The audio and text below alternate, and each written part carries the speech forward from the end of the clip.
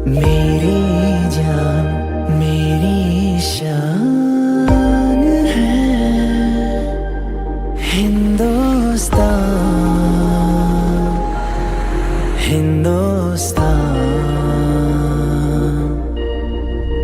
हम करते हैं ये वादा माँ, तेरी आंखों में का सोना आने देंगे, दे देंगे जान। सुजलाम सुफलाम मलयज शीतलाम शस्य श्यामलाम मातरम। Vande Mataram,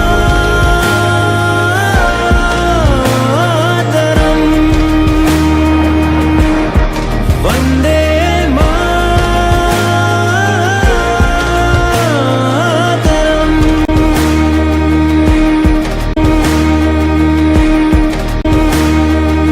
I request all the spectators kindly stand up for national anthem. जनगण मन अधिनायक जय हे भारत भाग्य विधाता। पंजाब सिंध गुजरात मराठा द्राविड उत्कल बंगा। विंध्य हिमाचल यमुना गंगा उच्चल जलधि तरंगा। तव शुभ नामे जागे, तव शुभ आशीष मांगे। गाहे तव जय गाथा, जन गण मंगलदायक जय हे भारत भाग्य विधाता। जय हे जय हे जय हे जय जय जय जय हे।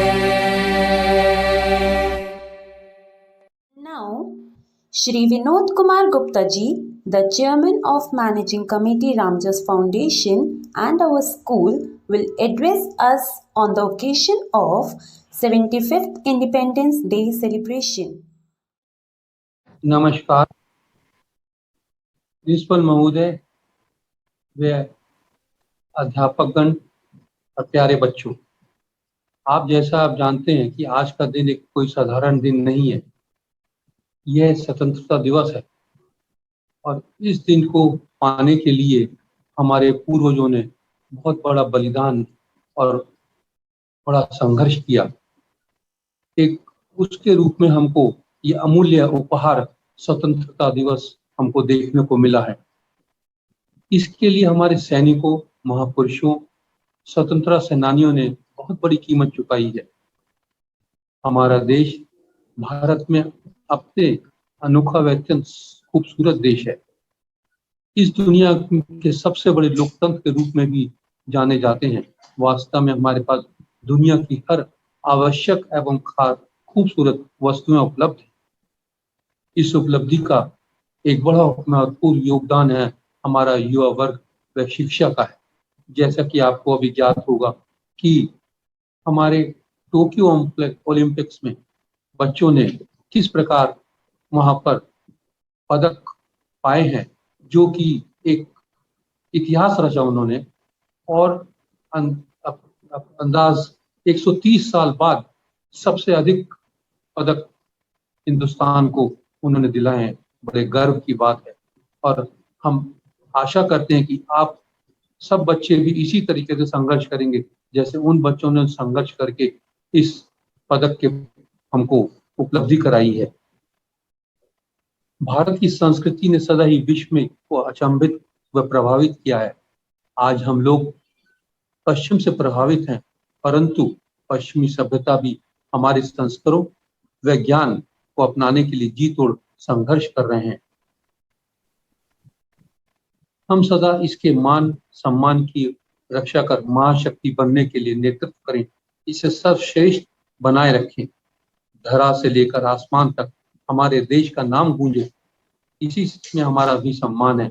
यदि आज के युवा छात्र अपने इस दायित्व का ईमानदारी और निष्ठा से पालन करें तो वह दिन दूर नहीं जब भारत से उठने वाला शंखनाद पूरे विश्व में शांति या प्रेम का संदेश देता हुआ ब्रह्मांड तक जाएगा।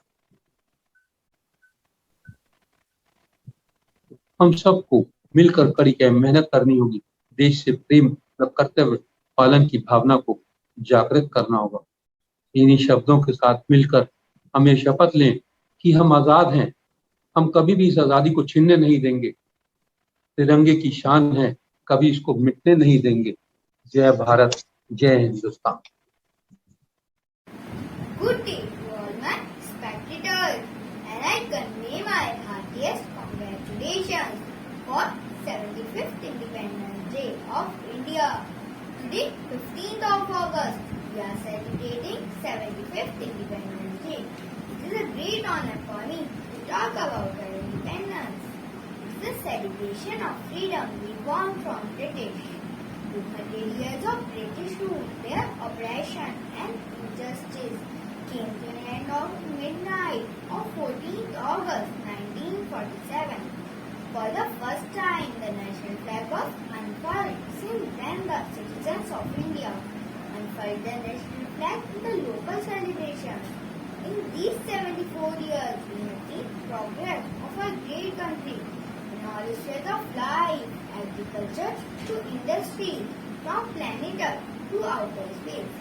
We are now competing with other countries in all technical inventions. On the other hand, the last 74 years have also shown famine, drought, floods, diseases, etc. In this year, the whole world together was fighting with pandemic COVID-19. Most countries around the world have seen cases of COVID-19 and many are experiencing outbreaks. हमारा देश लगभग 135 करोड़ जनसंख्या वाला देश है। फिर भी मोदी सरकार ने कोरोना से लड़ने के लिए कड़े कदम उठाए। उन्होंने पहली लहर में भी कोरोना पर काफी हद तक विजय प्राप्त करी और दूसरी लहर में भी उन्होंने लोगों को मुफ्त टीकाकरण उपलब्ध करवाया। सरकार के इन्हीं प्रयासों से जल्द ही हम कोरोना जैसी महामारी पर विजय प्राप्त करेंगे। मुझे विश्वास है कि जिस तरह भारत देश ने सन 1947 में आजादी मिली थी, उसी तरह कोरोना से भी मिलेगी।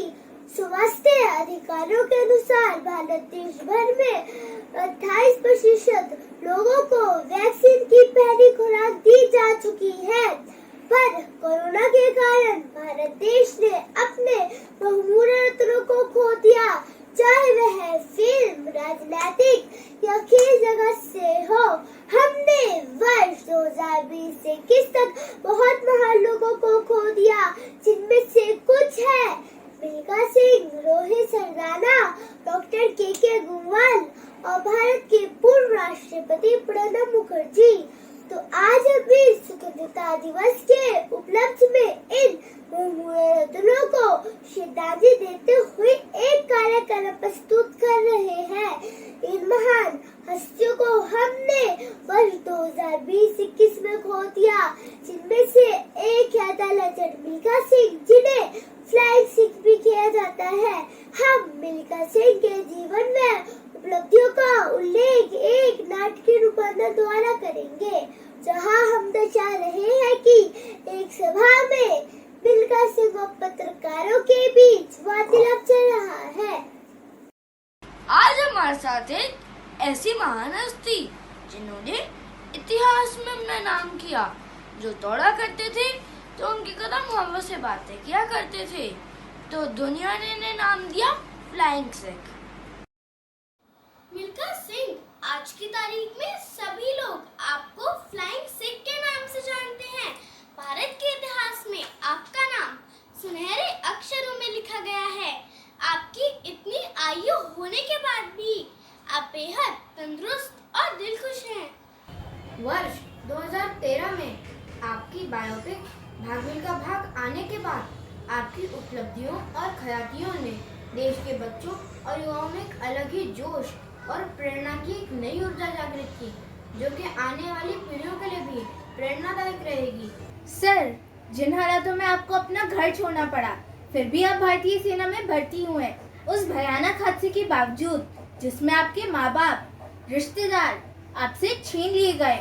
उसके बाद भी आपने अपना हौसला मजबूत किया और भारतीय सेना में भर्ती हुए। भारतीय सेना में भर्ती होने के लिए आपको किसने प्रेरित किया?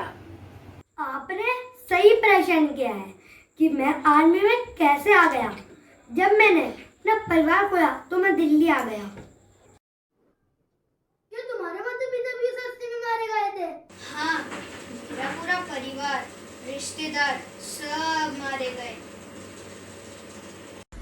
तो अब आगे क्या सोचा है? सारी जिंदगी इसी गम में तो नहीं रह सकते, कुछ तो करना होगा। पता चला है कि लाल किले पर आर्मी की भर्ती का ऑफिस है, चलो वहीं चलते हैं। फिर सभी लोग लाल किला चले जाते हैं। जब हम वहाँ गए तो इन्होंने मेरा चेकअप किया। मैं हर तरह से फिट था। मैंने टेस्ट भी पास किया, लेकिन मेरा चयन नहीं हुआ। फिर मेरे एक भाई ब्रिटिश आर्मी में थे, उन्हें मैंने बोला, ठीक है, मैं किसी को बोलता हूँ, वह तुम्हारा सिलेक्शन करवा देगा। तो इस तरह मेरा आर्मी में चयन हुआ।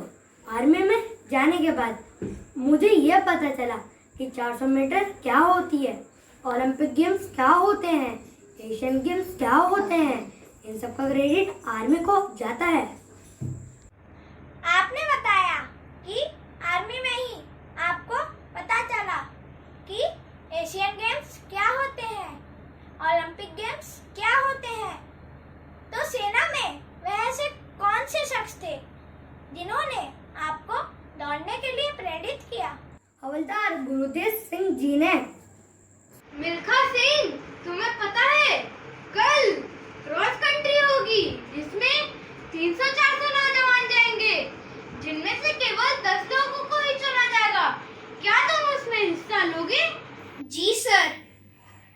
मिल्खा सिंह बैरक में वापस आता है और वो देखता है कि सभी लोग रेस के बारे में बातें कर रहे होते हैं। मैं तो कल रेस में भाग लूंगा। हाँ, क्यों नहीं, मैं भी कल रेस में हिस्सा लूंगा। अगले दिन रेस शुरू होती है।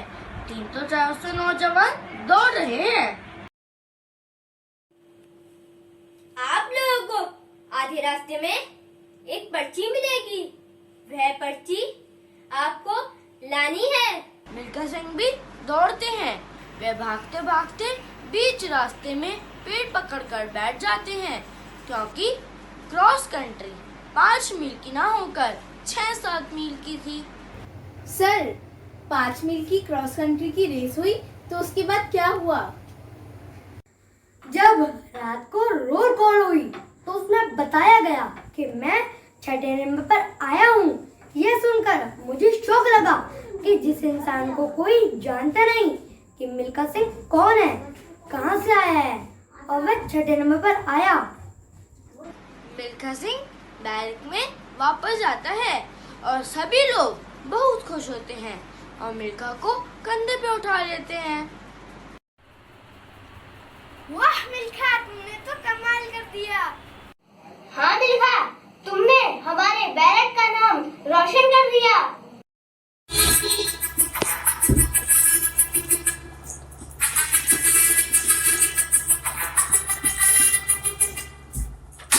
मेरी दर्द चीर के निकल चुका, मौका मिले तो करना ये दोबारा।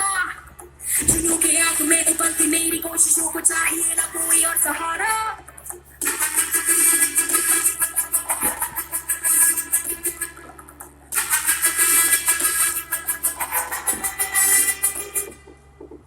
मेरी दर्द चीर के निकल चुका, मौका मिले तो करना ये दोबारा। जुनून के आंख में उबलती मेरी कोशिशों को चाहिए ना कोई और सहारा। जगह जिते ते मिलन बधाइयां, जगह जिते ते मिलन बधाइयां, जगह जिते मिलन बधाइयां। कि मैं है फतेह करके सुरमा, सुरमा गमाने है दुनिया एक सुरमा, सुरमा सुरमा सुरमा।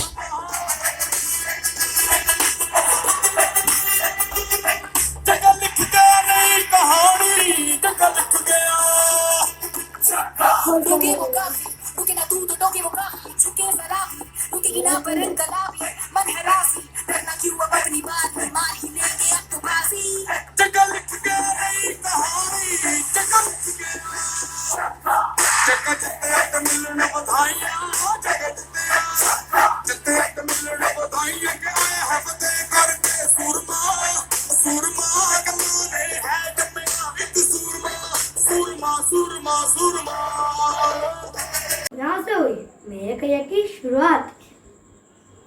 तो अब बात करते हैं इंटरनेशनल लेवल पर गोल्ड मेडल जीतने की। सन 1958 कॉमनवेल्थ गेम्स में आप गोल्ड मेडल जीतने वाले पहले खिलाड़ी बने, तो आपको कैसा महसूस हुआ? मुझे याद है 1958 में जब मैंने पहला गोल्ड मेडल जीता, कोई नहीं और मेडल पहनाया, हमारा तिरंगा झंडा ऊपर जा रहा था, राष्ट्रगान बज रहा था, स्टेडियम में अंग्रेज खड़े थे और खुशी के आंसू मेरी आंख से गिर रहे थे और मैं अपने अंदर सोच रहा था कि आज मैंने सही मायने में अपने देश का नाम रोशन किया है। सर, आपको फ्लाइंग सिक्का खिताब कैसे मिला?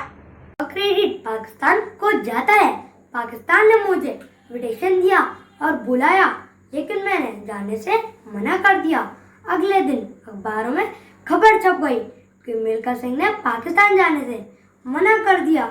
ये पढ़कर मुझे पंडित जवाहरलाल नेहरू जी ने बुलाया। मिल्खा, आप पाकिस्तान क्यों नहीं जाना चाहते? मेरे दिमाग में अभी भी उस हादसे की यादें हैं जो मेरे साथ हुआ। पाकिस्तान हमारा पड़ोसी देश है और आपको जाना होगा। जो हो गया उसे मत सोचो। यह भारत देश आपका माता पिता है। आपको पाकिस्तान जाना चाहिए ऐसा स्पोर्ट्समैन। ठीक है सर, फिर मिल्खा सिंह पाकिस्तान चले जाते हैं। वहाँ जाकर मुझे दो खाली के साथ रेस करनी होती है और मैं पहले नंबर पर आता हूँ और मुझे सारे स्टेडियम का चक्कर लगवाया जाता है। जनरल अयूब जब मुझे गोल्ड मेडल पहनाने आए तो बोले कि तुम यहाँ कर दौड़े नहीं उड़े हो, तो पाकिस्तान तुम्हें फ्लाइंग सिक्का खिताब देता है।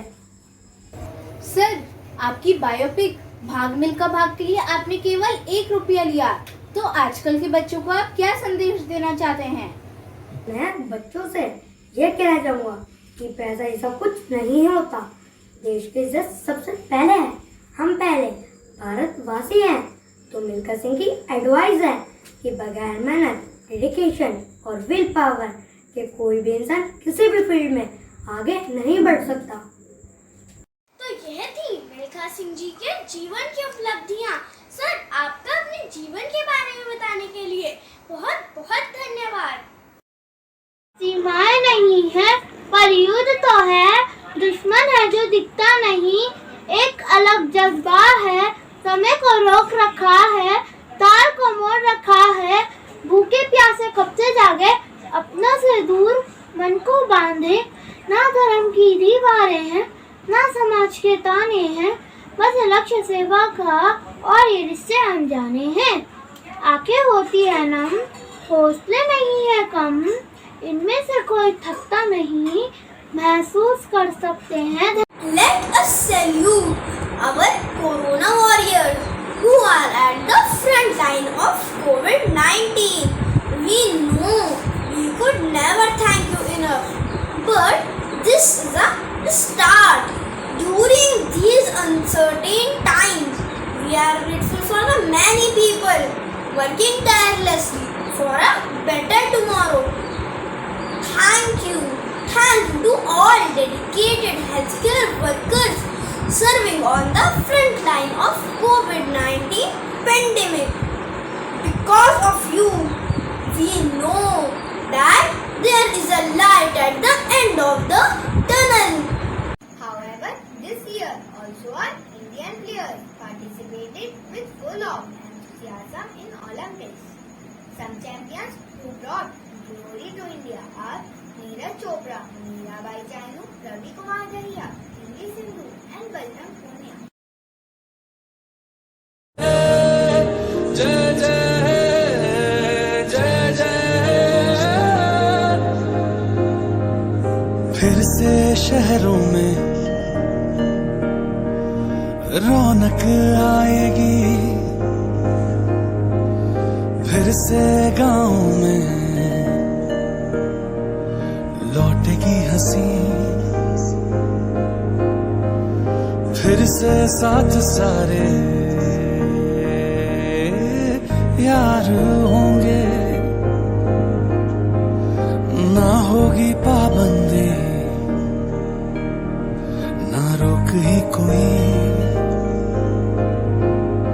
से सड़कों पे सब नाचेंगे, पटरी पे पहिए भागेंगे, गूंजेंगे खेलों के मैदान,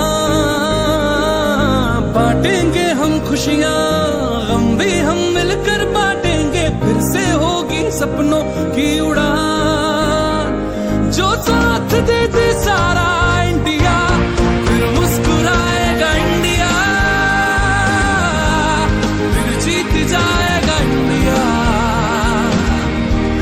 जो साथ दे सारा इंडिया, फिर मुस्कुराएगा India.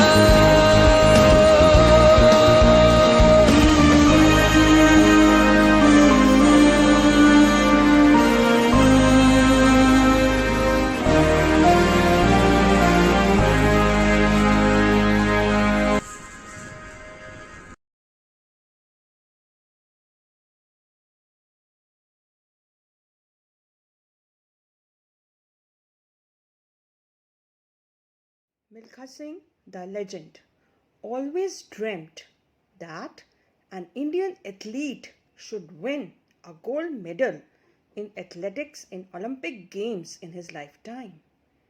But his dream came true after his death. The country lost the legend recently due to post-COVID complications. Neeraj Chopra has given a true tribute to late Shri Milkha Singh ji, and the glory Neeraj Chopra has brought to the country will be cherished by all countrymen throughout their life. On the 75th Independence Day, I pray, may God bless our sports persons with many more international awards in the coming years. Let us salute and pay respects to all the warriors who lost their lives while saving the country and the countrymen. I convey my heartfelt congratulations to everyone on this auspicious and joyful occasion. Jai Hind.